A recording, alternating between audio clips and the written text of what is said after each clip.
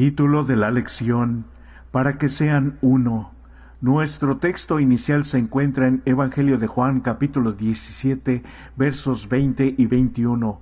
Mas no ruego solamente por estos, sino también por los que han de creer en mí por la palabra de ellos, para que todos sean uno, como tú, oh Padre, en mí y yo en ti, que también ellos sean uno en nosotros, para que el mundo crea que tú me enviaste. El Evangelio de Juan brinda una ventana a las preocupaciones de Jesús mientras su traición y su muerte se cernían. En 5 capítulos cruciales, capítulos 13 al 17, recibimos las últimas instrucciones de Jesús que culminan con lo que algunos han denominado su oración sumo sacerdotal de Juan capítulo 17. Es una designación apropiada, ya que nuestro Señor en esta oración se consagra para el sacrificio en el que simultáneamente es sacerdote y víctima. Al mismo tiempo, es una oración de consagración en nombre de aquellos por quienes se ofrece el sacrificio, los discípulos que estaban presentes en el aposento alto y los que posteriormente aceptarían la fe a través del testimonio de ellos. En el núcleo de esta oración está la preocupación de Jesús por la unidad entre sus discípulos y por los que más adelante creerían en él. Yo ruego por ellos, no ruego por el mundo, sino por los que me diste, porque tuyos son, y todo lo mío es tuyo, y lo tuyo mío, y he sido glorificado en ellos. Leemos en Juan 17, versos 9 y 10. Ningún debate significativo sobre la unidad de la Iglesia puede ser cabal sin prestar cuidadosa atención a esta oración. ¿Por qué y por quién oraba Jesús? ¿Qué significa su oración para nosotros hoy? La oración sumo sacerdotal se divide en 3 partes. En primer lugar, Jesús ora por sí mismo, luego por sus discípulos y finalmente por quienes más adelante creerían en él. Si leemos Juan capítulo 17 versos 1 al 5, ¿cuál es la esencia de su oración y qué significa para nosotros? Jesús intercede primero por sí mismo. En acontecimientos anteriores del Evangelio de Juan, Jesús indicó que aún no había llegado su hora. Pero ahora sabe que llegó la hora de su sacrificio, ha llegado el momento de la conclusión dramática de su vida terrenal y él necesita fuerzas para culminar su misión. Es tiempo de orar. Jesús glorificará a su Padre haciendo su voluntad, incluso si eso significa que debe soportar la cruz. Su aceptación de la cruz no es una especie de fatalismo, de hecho, es más bien la manera en que ejerce la autoridad que el Padre le ha dado. Él no murió como mártir, sino que glorificó voluntariamente a su Padre al cumplir la razón de su encarnación, su muerte sacrificial en la cruz por los pecados del mundo. ¿Qué es la vida eterna según Juan capítulo 17, verso 3? ¿Qué significa conocer a Dios? Ante todo, Jesús nos dice que la vida eterna consiste en conocer personalmente a Dios. Esto no es salvación por obras ni por conocimiento, sino que es la experiencia de conocer al Señor por lo que Jesús ha hecho por nosotros en la cruz. Este conocimiento se canaliza a través de una relación personal con el Padre. Nuestra tendencia humana es limitar el conocimiento a hechos y detalles, pero aquí Jesús apunta a algo más profundo y satisfactorio, una relación personal con Dios. El primer advenimiento de Jesús también tuvo el propósito de guiar a la humanidad en su búsqueda de un conocimiento más significativo y salvífico de Dios y de la unidad mutua a la que conducirá ese conocimiento. ¿Cuál es la diferencia entre conocer a Dios y conocer a Dios personalmente? ¿Qué experiencia has tenido que te hayan ayudado a conocer a Dios personalmente? Juan capítulo 17 versos 9 al 19, Jesús ora por sus discípulos, quienes corren el grave peligro de perder la fe en los días venideros, cuando Él ya no esté con ellos en carne y hueso. Por lo tanto, los consagra al cuidado de su Padre. Jesús pide que Dios los proteja en el mundo. En este sentido, Jesús no ora por el mundo, porque sabe que es intrínsecamente opuesto a la voluntad de Dios, de acuerdo a 1 de Juan 5:19. Pero debido a que el mundo es el lugar donde servirán los discípulos, Jesús ora para que puedan ser preservados del mal en el mundo. Jesús está preocupado por el mundo, de hecho, Él es su Salvador, pero la difusión del Evangelio está ligada al testimonio de aquellos que irán a predicar las buenas nuevas. Por eso Jesús necesita interceder por ellos para que el maligno no los derrote. No obstante, un discípulo ha sido derrotado. Previamente esa noche, Jesús había mencionado que uno de ellos había decidido traicionarlo. Aunque Jesús se refiere al hecho de que las Escrituras habían predicho la traición de Judas, éste no era víctima del destino. Durante la Santa Cena, Jesús lo interpeló con un gesto de amor y amistad. En ocasión de la Cena de Pascua, Jesús demostró su divinidad revelando el propósito del traidor.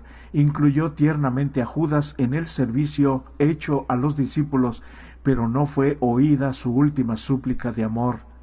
Al saber que la envidia y los celos podían dividir a los discípulos como había sucedido en ocasiones anteriores, Jesús ora por su unidad. Padre Santo, a los que me has dado, guárdalos en tu nombre, para que sean uno, así como nosotros. Esa unidad está más allá de cualquier logro humano. Solo puede ser el resultado y el regalo de la gracia divina.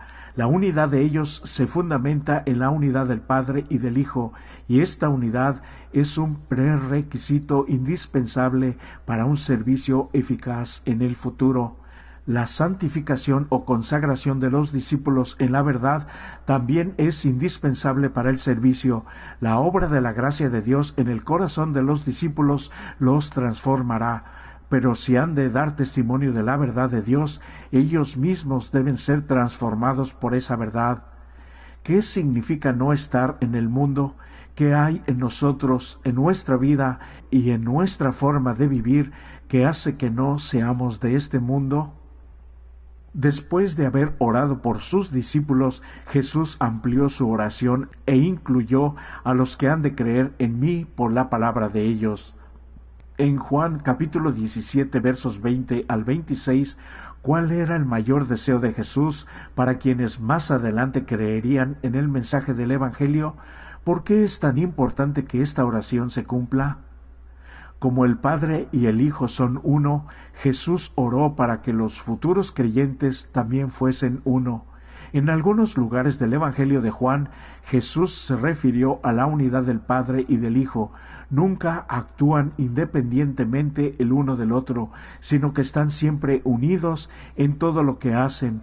Comparten un amor común por la humanidad caída hasta tal punto que el Padre estuvo dispuesto a dar a su Hijo por el mundo y el Hijo estuvo dispuesto a dar su vida por ello también. La unidad a la que Jesús se refiere en esta ocasión es una unidad de amor y propósito, como la que existe entre el Padre y el Hijo. En esto conocerán todos que sois mis discípulos, si tuviereis amor los unos por los otros.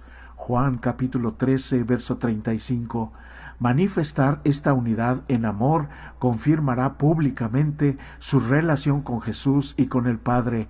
La exhibición de su unidad auténtica debe proporcionar un testimonio convincente de la verdad del Evangelio. Así es como el mundo sabrá que Jesús es el Salvador. En otras palabras, esta unidad por la que Jesús oró no puede ser invisible. ¿Cómo puede convencerse al mundo de la veracidad del Evangelio si no puede ver el amor y la unidad entre el pueblo de Dios? Dios está conduciendo a un pueblo para que se coloque en perfecta unidad sobre la plataforma de la verdad eterna. Dios quiere que sus hijos lleguen todos a la unidad de la fe. La oración de Cristo, precisamente antes de su crucifixión, pedía que sus discípulos fuesen uno, como Él era uno con el Padre, para que el mundo creyese que el Padre lo había enviado. En esta la más conmovedora y admirable oración extendida a través de los siglos hasta nuestros días. Sus palabras son: mas no ruego solamente por estos, sino también por los que han de creer en mí por la palabra de ellos. Cuán fervorosamente deben tratar de contestar esta oración en su vida los que profesan seguir a Cristo.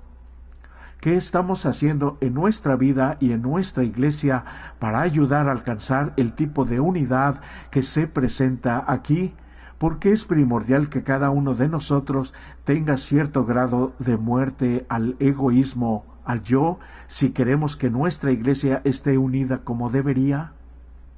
Si leemos Marcos capítulo 9, versos 38 al 41 y Juan capítulo 10, verso 16, ¿qué nos enseña la respuesta de Jesús al apóstol Juan acerca del exclusivismo y los prejuicios sobre quién es el verdadero seguidor de Jesús? Los cristianos suelen interpretar que la oración de Jesús de Juan 17 se aplica a la unidad de su confesión eclesiástica. Debemos estar unidos como iglesia para cumplir con nuestra misión de compartir el mensaje de los tres ángeles. En este aspecto casi no hay discusiones. Pero, ¿qué sucede acerca de la unidad con los demás cristianos? ¿Cómo debemos relacionarnos con ellos a la luz de lo que Jesús pidió en oración? Sin lugar a dudas, creemos que Dios tiene personas fieles en otras iglesias, además de la nuestra. La Biblia también aclara que Dios tiene a sus fieles incluso en Babilonia. Por eso pide: salid de ella, pueblo mío, para que no seáis partícipes de sus pecados, ni recibáis parte de sus plagas. Dice Apocalipsis capítulo 18, verso 4. Al mismo tiempo, según el libro de Apocalipsis, existe mucha apostasía entre los que profesan el nombre de Cristo, y en los últimos días muchos cristianos falsos se unirán entre sí y con el Estado para provocar la persecución representada gráficamente en Apocalipsis capítulo 13 versos 1 al 17. Por lo tanto, los cristianos verdaderos siempre han sido muy cuidadosos al participar en llamados a la unidad con otras iglesias, como se observa en el movimiento ecuménico. Entonces, ¿cómo deberíamos relacionarnos con otras confesiones religiosas? Una famosa escritora escribió lo siguiente: cuando el agente humano someta su voluntad a la voluntad de Dios, el Espíritu Santo impresionará los corazones de aquellos a quienes ministra. Me ha sido mostrado que no debemos rehuir a las obreras de la Unión Pro Temperancia de Mujeres Cristianas. Uniéndonos con ellas en defensa de una total abstinencia, no cambiamos nuestra posición en cuanto a la observancia del sábado, el séptimo día semanal, y podemos demostrar nuestro aprecio por su posición en cuanto al tema de la temperancia. Al abrir la puerta e invitarlas a unirse con nosotros en el asunto de la temperancia, nos aseguraremos su ayuda en lo que atañe a la temperancia, y ellas, al unirse con nosotros, oirán nuevas verdades, las cuales el Espíritu Santo está esperando impresionar en sus corazones. Aunque esta cita estaba abordando un problema específico en un momento específico, proporciona principios que podemos seguir con respecto a cómo nos relacionamos con los demás cristianos.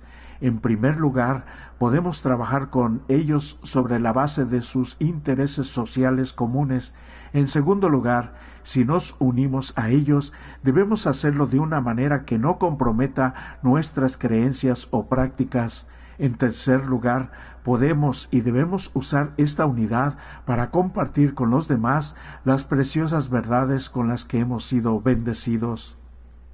En Juan capítulo 17, verso 3, Jesús dijo que la vida eterna es conocer a Dios. Ahora leemos Primera de Juan capítulo 2, versos 3 al 6. ¿Qué significa realmente conocer a Dios? ¿Cómo demostramos que conocemos a Dios en nuestra vida diaria? En general, si bien la sociedad actual se dice respetuosa de la ley de Dios, estas mismas personas a menudo minimizarán la obligación bíblica de guardar los mandamientos de Dios. Algunos incluso argumentan que la gracia de Dios elimina los mandamientos de Dios, pero esa no es la enseñanza bíblica.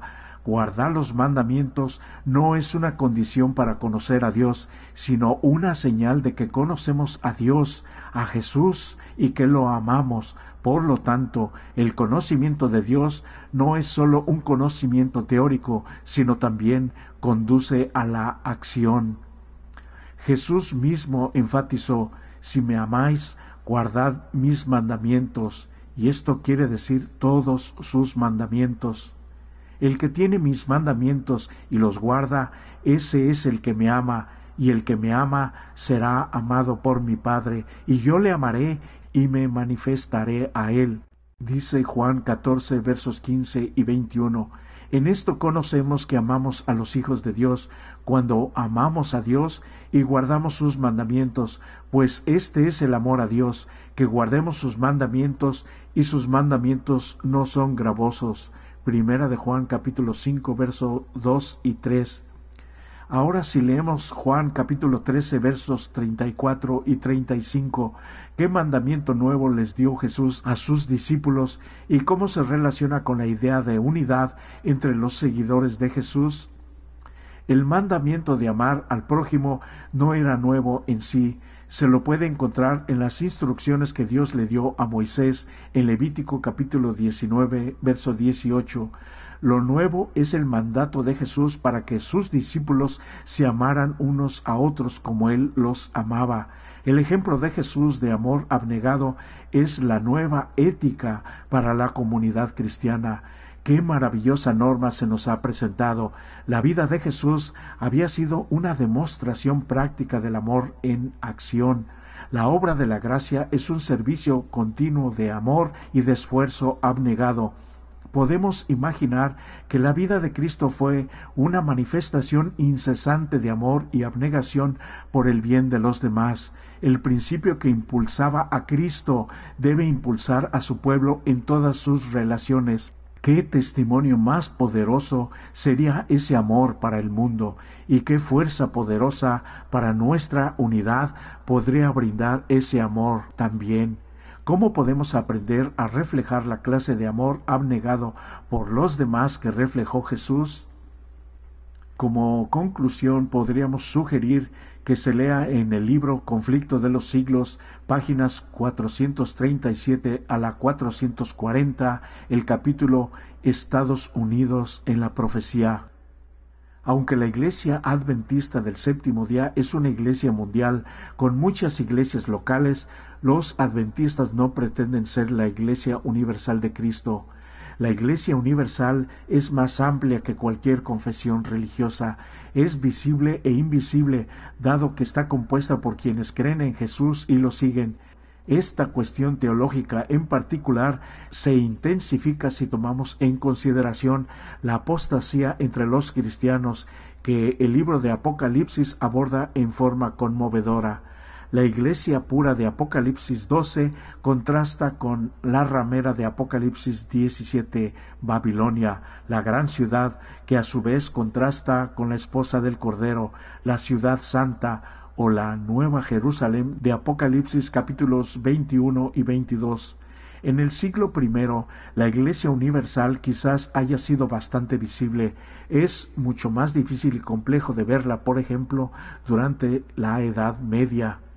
Por lo tanto, los adventistas no limitan el concepto de la verdadera Iglesia de Dios a su confesión religiosa, ni lo extienden automáticamente a otras iglesias cristianas.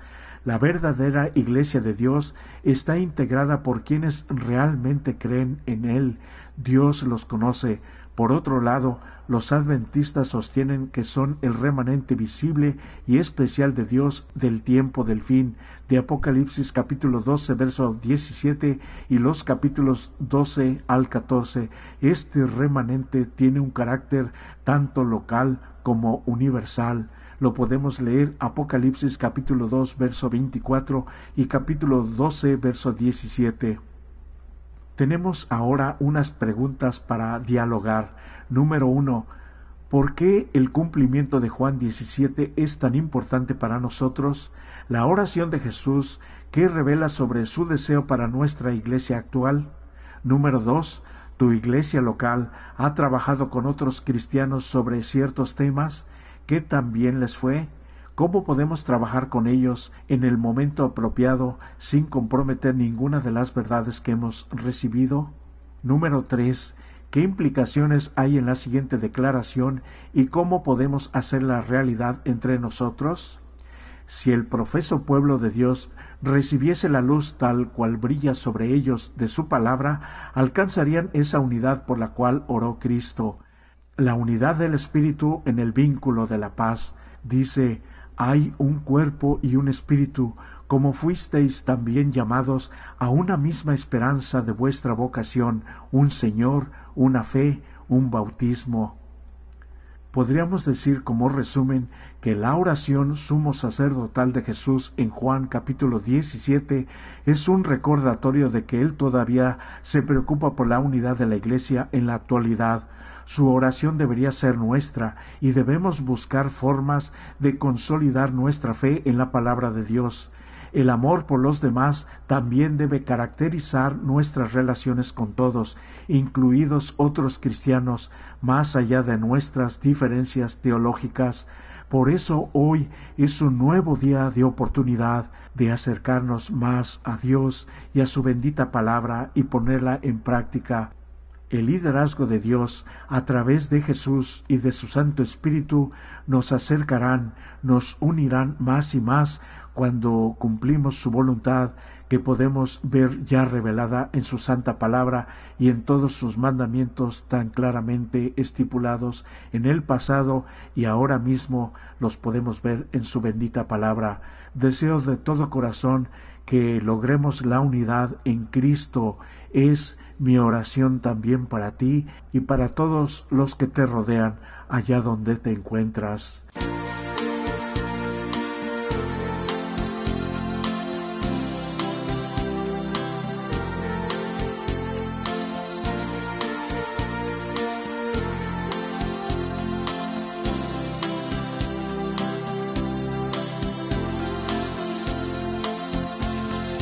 El gran amor que Dios reveló, su santa palabra me lo mostró. Ahora sé que Dios solo es amor y como Él es, quiero ser yo. Todo lo sufre por su piedad, no es indebido, cree en la verdad. No se preocupa qué pasará, Dios por su amor al fin triunfará.